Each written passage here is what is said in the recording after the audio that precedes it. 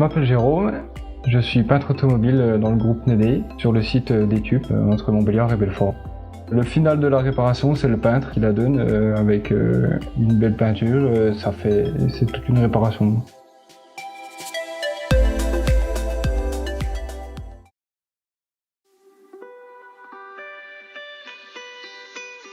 Alors le spectro, c'est tout simple, hein, c'est un appareil qui photographie la teinte de la voiture, de 4 à 12 photos.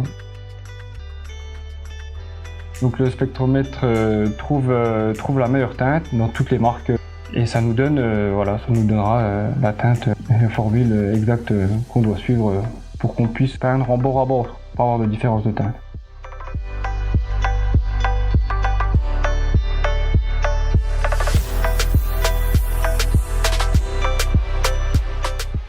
Toutes les bases commencent avec ce qu'on appelle un HB 002 ou 004, ça dépend. Hein. Ça commence tout le temps avec de l'eau et ça finit avec un diluant en fait qui sert d'où le nom, à diluer un peu la peinture, quoi.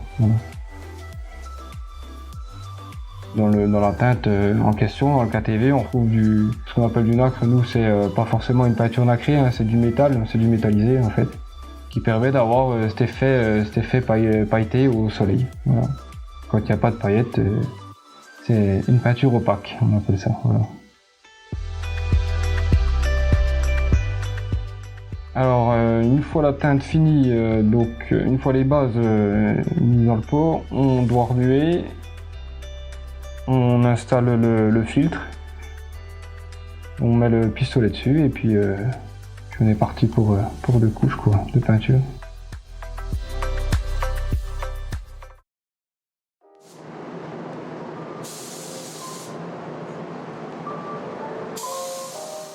Tous les éléments, on commence toujours par les coins, par les bords, par tout ce qui est extrémité.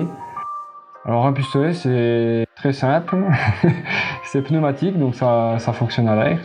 On a un réglage du débit d'air, on a le débit de produit et on peut régler le jet aussi. On commence donc à peindre.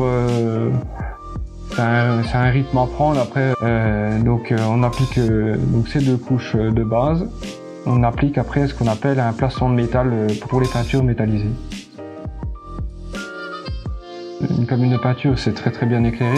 Donc on sert toujours des néons en fait qui sont sur le côté pour voir où c'est qu'on en est. En fait, c'est mouillé, on mouille la pièce, donc on voit où c'est qu'on est passé. La lumière est très importante dans une cabine.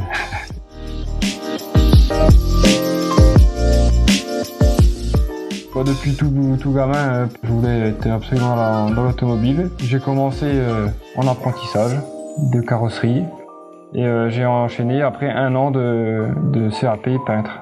Après j'ai été embauché directement. Pour être un bon peintre, il faut être attentif déjà, être minutieux et pas être trop stressé. Pas trembler et puis aimer le travail bien fait, aimer les belles peintures surtout, hein, parce que c'est notre métier. Savoir reconnaître une belle peinture, c'est quelque chose, hein, et puis voilà.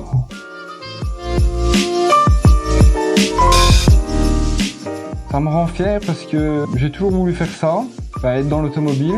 Je m'étais fixé l'objectif d'être peintre et puis j'ai réussi et puis le travail que je fais est reconnu du coup maintenant et ça fait toujours plaisir d'entendre dire que c'est du bon travail, quoi. Voilà. C'est en faisant qu'on apprend et puis plus on fait, plus on apprend, quoi. Voilà, tout simplement. Le plus possible, il faut que ce soit parfait.